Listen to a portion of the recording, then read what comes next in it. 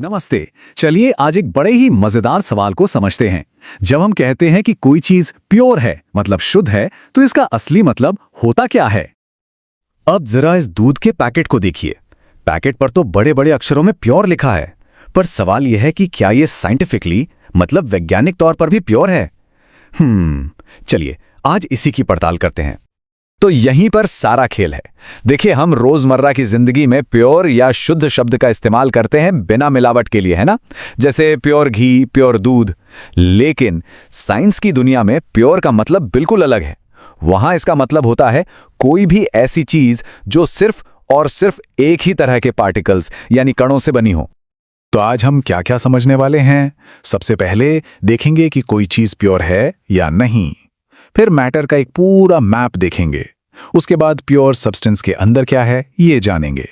फिर रोज की जिंदगी के मिक्सचर्स को समझेंगे और आखिर में सबसे मजेदार हिस्सा, इन मिक्सचर्स को अलग कैसे किया जाता है। तो चलिए शुरू करते हैं हमारे पहले टॉपिक से, शुद्ध या अशुद्ध, यानी मैटर की दो अलग अलग दुनियाएं। तो एक प्योर सब्सटेंस आखिर है क्या? देखिए, सीधी सी बात है, ये वो चीज है जिसमें सिर्फ एक ही तरह के पार्टिकल्स होते हैं। और सबसे जरूरी बात, इसे आप किसी भी फिजिकल तरीके से मतलब हाथ से चुनकर या छानकर अलग नहीं कर सकते। जैसे कि पानी, हाइड्रोजन या कार्बन, इनका कॉम्पोजिशन, इनकी बनावट हमेशा फिक्स रहती है। और वहीं दूसरी तरफ आते हैं मिक्सचर्स यानी मिश्रण। ये क्या है? ये बस दो या दो से ज्यादा सब्सटेंस का एक कह सकते हैं फिजिकल मेल झोल है। ये केमिकली एक दूसरे से जुड़े नहीं होते। जैसे नमक और पानी का घोल, हवा, दूध, मिट्टी, ये सब मिक्सचर्स के बेस्ट एग्जाम्पल्स हैं। और हाँ, इनका कॉम्पोजिशन और इनकी प्रॉपर्टीज बदल सकती हैं। चलिए अब आगे बढ़ते हैं और देखते हैं कि ये सब चीजें एक साथ कैसे फिट होती हैं। इसे हम कह सकते हैं द मैटर मैप, मतलब हर चीज को समझने के लिए केमिस्ट का गाइड। तो ये रहा वो मैप। एक केमिस्ट के लिए दुनिया का सारा मैटर मतलब हर चीज इसी मैप में फिट हो जाती है। ध्यान से देखिए, मैटर के दो बड़े परिवार हैं।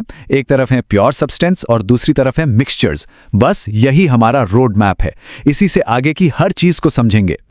तो फिर देर किस बात की, चलिए अपने मैप की पहली बड़ी ब्रांच के अंदर चलते हैं।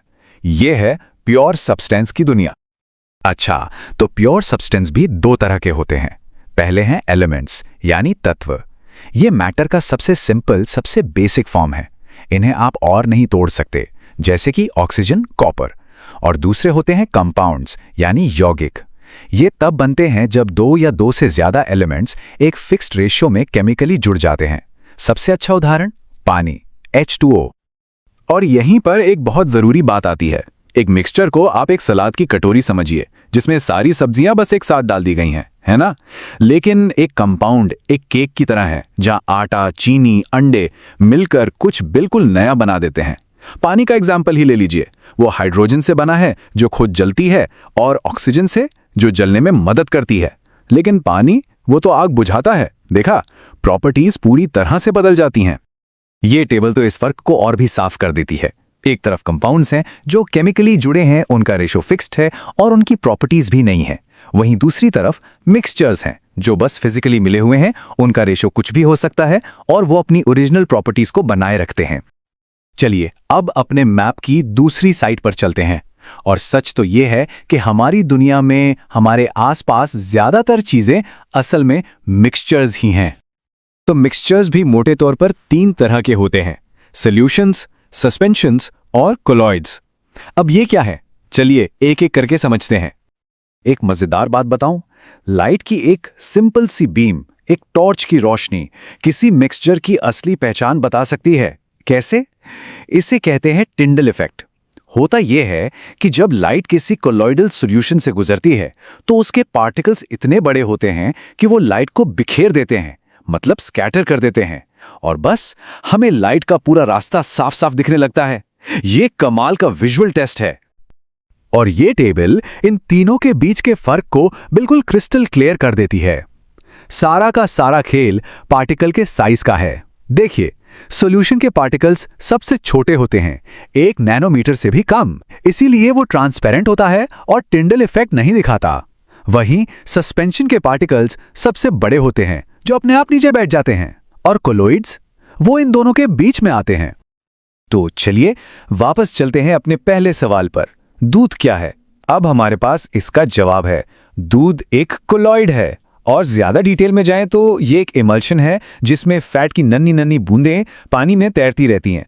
तो इसका मतलब ये हुआ कि साइंटिफिकली दूध एक प्योर सब्सटेंस नहीं है, बल्कि एक मिक्सचर है। अब आता है हमारी इस पूरी पड़ताल का आखिरी और सबसे प्रैक्टिकल हिस्सा, इन मिक्सचर्स को अलग कैसे किया जाए।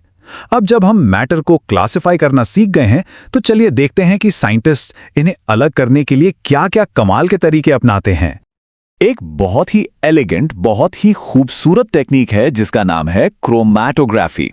मान लीजिए आपको काली स्याही में छुपे अलग अलग रंगों को देखना है, तो आप क्या करेंगे? फिल्टर पेपर पर स्याही का एक स्पॉट लगाइए और उसे पानी में डुबो दीजिए।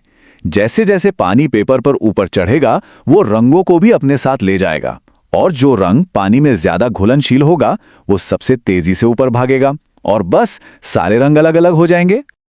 और ये डायग्राम बिल्कुल यही दिखा रहा है। देखिए कैसे स्याही का एक छोटा सा धब्बा खूबसूरत रंगों की अलग अलग पट्टियों में बदल गया। ये सॉल्युबिलिटी मतलब घुलनशीलता के फर्क का कितना शानदार इस्तेमाल है। एक और कॉमन टेक्निक है सेंट्रीफ्यूगेशन। इसमें मिक्सचर को एक मशीन में रखकर बहुत बहुत तेजी से घुमाया जाता है। इससे होता क्या है कि जो भारी पार्टिकल्स होते हैं वो नीचे बैठ जाते हैं और हल्के वाले ऊपर आ जाते हैं। अरे दूध से क्रीम निकालने के लिए डेयरी में बिल्कुल यही तरीका इस्तेमाल होता है।